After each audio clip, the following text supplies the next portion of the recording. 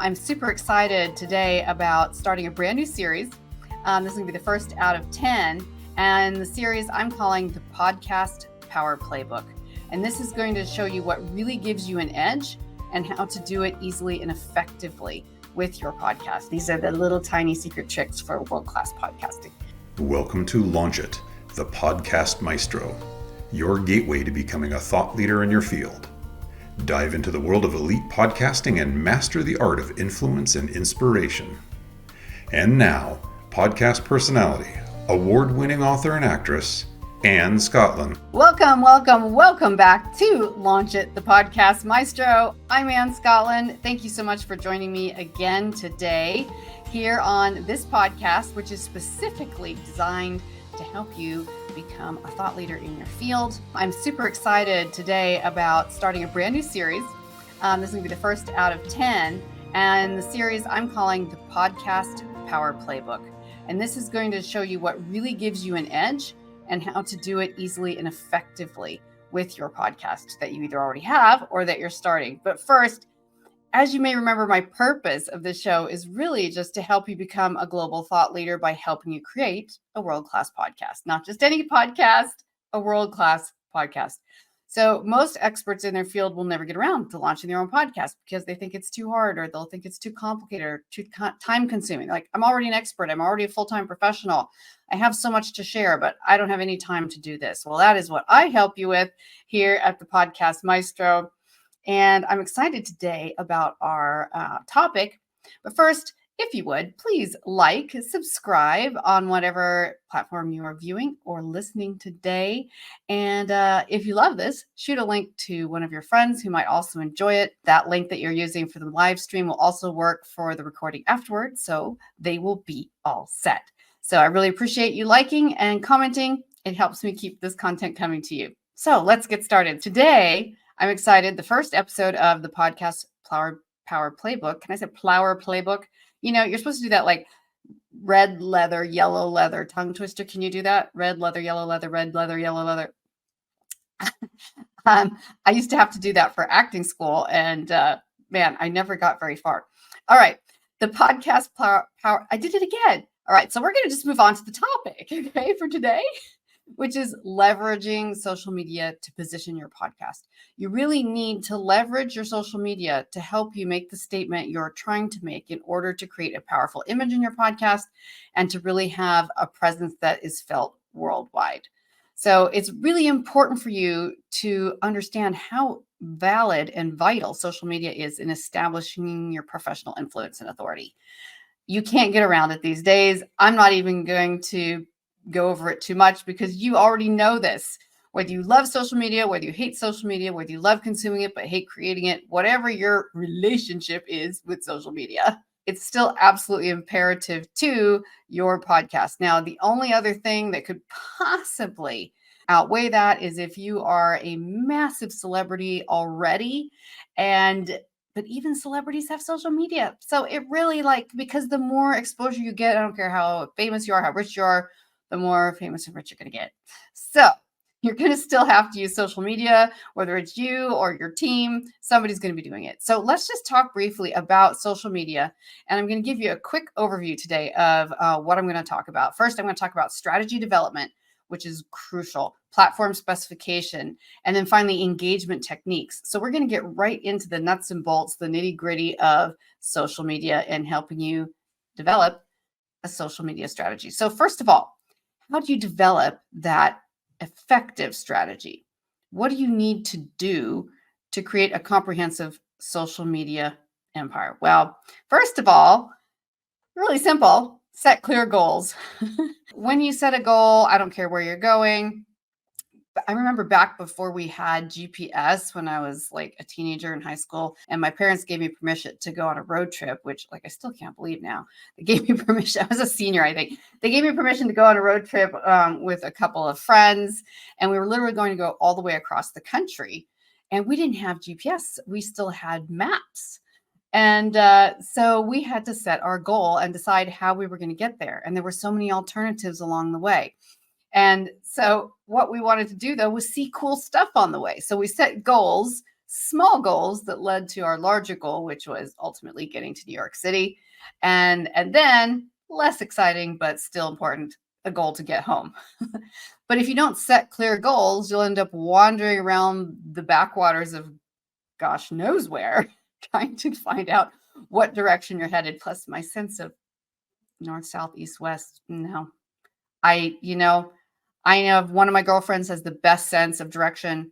I greatly admire her, but that gene just didn't stick. All right. So to determine what you want to achieve with your social media presence, you have to decide, what is it that you want? What do you want to achieve? This is absolutely critical. Are you just trying to increase more listeners? Is it just sheer numbers? Is that it? Is that all you're trying to do, is get views, listens, likes, increase your social engagement, your social media following? So if your podcast is just to boost your social media following, that is very different from if your social media following exists to empower your podcast. You see what I did right there? It's a huge difference whether your podcast is boosting your social media following, so you get more social media numbers for whatever purpose. Maybe you're a speaker, maybe you are just launching a new book, whatever that might be, or very different from using your social media to get you more traction with your podcast. So it really depends. You have to decide. And those are things that I can help you along the way. But this is what helps you establish authority in your niche. You have to know what your intention is. What is your purpose? What is your goal? You don't even have a niche. We're going to have to talk about that another day. You're already an authority in whatever it is you want to talk about. So that we have covered. And the importance is now you just have to align. You have to align your mission with the needs of your audience. And I am going to pull that up because my screen just blanked on me. So what else do we have to worry about when we're coming up with a strategy for our social media in order to really create a world-class podcast? Well, platform-specific content. That maybe seems like a given, but that's a lot of work, by the way, unless you have people helping you do it. And if you don't have people helping you do it, then you need to be even more strategic in how you choose the platforms and what you're going to put on for social media promoting your podcast. So choose the right platforms. What platforms are you looking at? What are most aligned with the following you already have? Just think LinkedIn, X, Twitter, Instagram, Facebook, and many, many more. What is the one that most of your audience is sitting around waiting for? Amazing content coming from you. Maybe it's academic. What is it? What is the platform that is most relevant for your content? And so first of all, you want to pick those platforms. Like, for example, I tend to work with, as a professional host and a professional business coach, I tend to work with professional people who are in mid-career somewhere, becoming experts in their field, already experts in their field, academics, other kinds of influencers. So what I usually put my content is just on LinkedIn and Twitter. That is the biggest one. Now, I still have Instagram, I still have Facebook, but LinkedIn and Twitter, X, are the ones that really target my audience. They tend to be well-read, well-educated, highly motivated, have budgets for things like a world-class podcast, because if you don't, this podcast will give you some awesome information, but it's going to also teach you the more expensive ways to do things to create that world-class podcast. Doesn't have to be outrageous, but we're going to teach you how to do it right from the bottom up so that you look like a world-class podcast before you're even out, before you even stream your first episode. So you have to also decide which platform is your target demographic. Is it Instagram? Is it YouTube only? Because some people just use YouTube. If you are a how-to demonstration person, if you're demonstrating how to make something, do something, prepare something, cook something, teach something, anything that's about demonstration, you almost certainly are going to be on YouTube. And then depending on that, what area might your followers be on LinkedIn, where you can find people with similar interests? So jumping over to LinkedIn, or maybe not. A lot of people would just be YouTube and Instagram being much more of a social platform, like teaching businesswomen how to dress for success. Let's just say that, for example, or businessmen how to dress for success. You're probably going to need a YouTube principle because you're teaching how to. We'll talk about all the other platforms you can air on your video and audio later, but you're also probably going to want to be on Instagram because Instagram is very heavy on appearance, personal style, personal preferences, and how-tos as well. So you want to align with that. And there's examples of different types that work best on platforms like LinkedIn, Twitter, and Instagram. For example, there's a fine line between sticking tightly to the format of the platform where you think your viewers and listeners are most likely located, and also making it interesting enough to stand out. So, for example, when I first got on Twitter years ago, it was almost entirely a narrative, a written-based platform. It was just to write your thoughts, to write your comments, to respond to the news, to respond to whatever in written form. There were almost no visuals whatsoever. So I looked at that and I'm like, well, I have really great written content. I know it's going to be really popular, but people aren't going to know how popular it's going to be unless they actually read it. They're not going to help me get there. So for that reason, I didn't really align perfectly with the Twitter, as it was then, algorithm. I started posting graphics, pictures, images, photographs with credit, of course, on every single post. Eye-catching, colorful, bright, meaningful, aligned with the content perfectly. I instantly started gaining traction because suddenly in a media that was almost all text, I had so many images that people's attention was just drawn to it. So that was a positive and that worked. Again, that's a few years ago. The algorithms are always changing. It might be different. Twitter is different now. There's a lot more visuals, but the algorithm could have worked against me too, which is she's not following the rules of Twitter, which is this is supposed to be a content-based only, a written narrative type platform. And we're kind of going to penalize her for using images because she's kind of trying to work outside of the framework, the intention of the platform. So you want to be a little bit of both. You want to be sure you're getting the algorithm to support you and push your content out. You also want to be fun and interesting and unique enough to stand out, but that is more for another day when I do whole workshops on this. So we'll just stick to the basics right now. And also you can only have to create your content really once. Create what it is. Is there an image? What should it be? What is the basic content about for promoting your podcast? And then you're just going to tailor those slightly or have your team tailor those slightly to each different platform. Facebook is a little different from Instagram, which is a little different from Twitter, which is a little different from LinkedIn, which is different from et cetera, et cetera, et cetera. The layout, the design, the size and shape of graphics, how many words are allowed, et cetera, et cetera. How many links or hashtags you can or can't put in, on it goes. So it really helps to be working with someone who knows what they're doing, or if you already know this stuff like the back of your hand, you're good to go. And there's plenty of people who do know this stuff very, very well. So that is just what I had specifically laid out for you to choose your platform specific content and choose your platform. So first we looked at comprehensive social media strategies, setting your goals. Now we've talked about platform specific content. And then my third point today, as promised, is increasing your social media engagement. And again, this is a really high level overview. I could literally teach for days or weeks on this stuff. So this is a high level overview. So just take that. And if you want more, let me know. There'll be more coming your way. So how do you increase your social media engagement? What is social media engagement? Most of you know, many of you don't. When I first started doing this, I actually wasn't sure because I wasn't, just a techie only. I worked in professional fields, academia, et cetera, Hollywood. So I was like, okay, what's this engagement factor? Well, the techniques of engagement are pretty unique. Engagement just means it's numeric, it's metrics that show you how many people you are touching, influencing, or getting to take action from your post. So, for example, let's say on LinkedIn, what is your engagement? One, you'll look at how many eyes was your post in front of. In other words, how many people did it just stream past where they scrolled down, but they glanced at it as they were going.